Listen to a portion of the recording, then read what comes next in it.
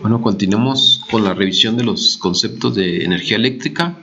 En los videos anteriores, o en el video anterior específicamente, vimos cómo resolver problemas con circuitos en paralelo y circuitos en serie, pero esos son aplicados a lo que son corriente directa, donde prácticamente nomás involucramos a la resistencia, la corriente o intensidad de corriente y el voltaje. En la corriente alterna, aquí tenemos que manejar un par de elementos más, aparte de la resistencia. Tenemos el condensador eléctrico o capacitor, que son dispositivos que pueden almacenar energía por medio de un campo eléctrico. Básicamente estos capacitores consisten de dos placas de material conductor, y en el centro, entre las dos placas, hay un material dieléctrico, y básicamente lo que va a formar es un campo eléctrico. Entonces estos va a almacenar cierta energía. Por otro lado tenemos los inductores, que también almacenan energía, pero esto lo hacen por medio de un campo magnético.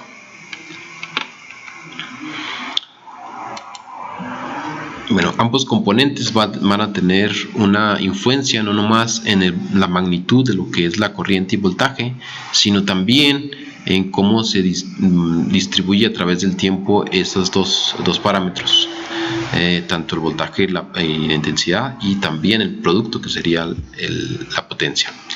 Entonces la impedancia es la medida de la posición que presenta un circuito a una corriente cuando se aplica una tensión. Entonces manejamos impedancia en corriente alterna y resistencia en corriente directa. La impedancia extiende el concepto de resistencia a los circuitos de corriente alterna y posee tanto magnitud de la fase, o sea, esta R es la parte resistiva y es lo que sería equivalente a una resistencia, pero como aquí tenemos una función sinoidal de lo que es voltaje e intensidad de corriente, necesitamos esta otra parte de aquí, que se llama parte reactiva o imaginaria.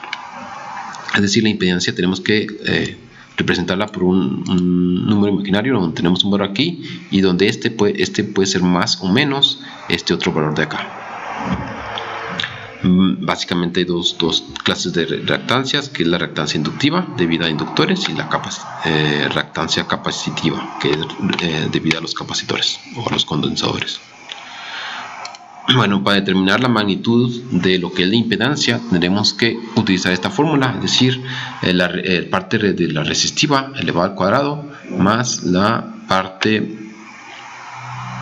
reactiva también elevada al cuadrado, y sacada la raíz, sumarla a las dos, sacarle la raíz, y con eso obtenemos lo que sería el valor equivalente a una resistencia en un circuito de corriente directa.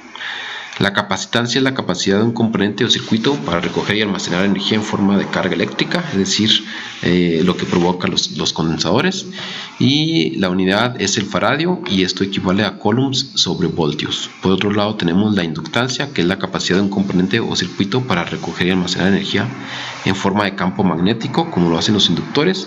La unidad es el henry y equivale a voltios por segundo sobre amperes.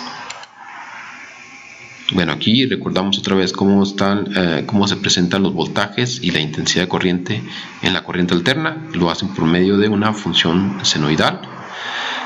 Aquí comparamos las dos funciones. Esas dos funciones las podemos graficar, por ejemplo, en Excel, simplemente aplicando la función de seno y variando el tiempo, y esto nos va a dar cómo se va a presentar el voltaje o intensidad de corriente.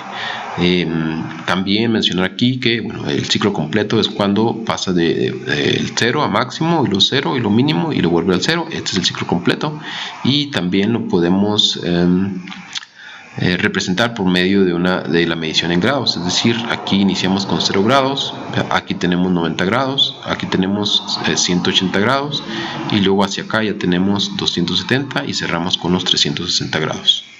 Entonces la función de coseno está desplazada a 90 grados con respecto a la función de seno, y lo que van a hacer los capacitores e inductores pueden desplazar, por ejemplo, la corriente con respecto al voltaje en ciertos grados.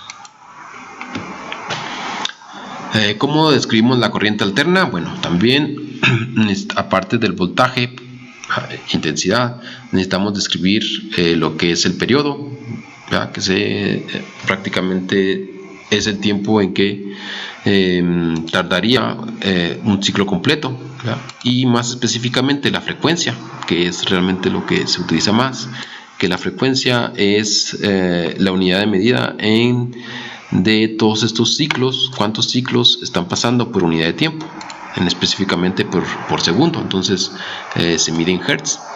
Por ejemplo, aquí en México la corriente alterna se maneja una frecuencia de 60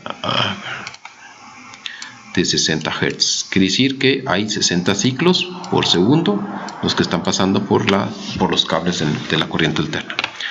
La frecuencia angular es 2 veces pi la frecuencia, es decir, si nosotros tenemos la W, entonces lo que tenemos que hacer es multiplicar 2 por el pi, por el 3.14, y multiplicarlo por lo que es la frecuencia para obtener la frecuencia angular. El ángulo de desfasamiento es el ángulo de desplazamiento entre dos ondas. Para la corriente, el ángulo de desfase es el... Ahí está la letra, no me acuerdo cómo se llama, creo que es la omega, igual, minúscula. Y en este caso, por ejemplo, el ángulo de desfase sería 90 grados entre una función seno y una función coseno. La amplitud del voltaje, se refiere, por ejemplo, desde el valor 0 hasta el máximo. Esa sería la amplitud. La amplitud del voltaje y la amplitud de corriente están dadas por estas fórmulas, donde tenemos la amplitud del voltaje, variando con respecto al tiempo. Es decir, por ejemplo, aquí al inicio la amplitud del voltaje es 0. Y luego a un cierto tiempo el voltaje pues es, por ejemplo, la mitad del máximo, y a un cierto tiempo es el valor máximo que adquiere el voltaje, y así vuelve a disminuir, y hacia acá son positivos y hacia acá son negativos.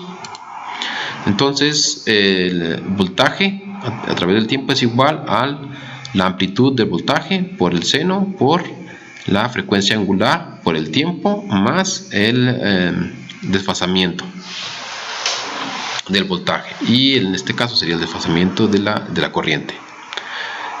Con estas fórmulas podemos determinar eso. Por ejemplo, aquí tenemos un ejemplo, dice la amplitud es igual a 10, el periodo t es igual a 2 microsegundos, es decir, 0.002 segundos. La frecuencia es 500 Hz, la frecuencia angular, por lo tanto, es 2 por los 3.14, 16 por los 500, y nos da a 1341 radianes sobre segundo, que es lo que se mide la frecuencia angular. El ángulo de desfasamiento θ es igual a 0, ya que la onda del seno inicial está en el origen. Vamos a suponer que empieza con un desfasamiento de 0 para el voltaje. Entonces básicamente calculamos el voltaje y nos queda esta ecuación. Es decir, nosotros podemos graficar en Excel esta ecuación, el 10 por seno de 3.141 por tiempo, y nos va a dar una onda de este tipo, pero ya con los valores o con el voltaje que podamos calcular en cualquier instante.